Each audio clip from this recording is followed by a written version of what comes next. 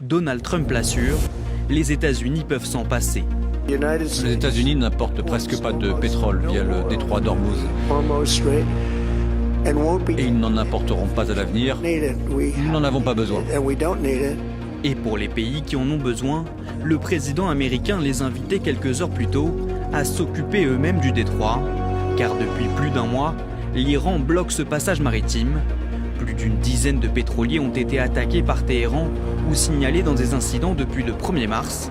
Seuls quelques navires appartenant à des pays alliés du régime ou ayant payé une taxe supplémentaire sont autorisés à passer.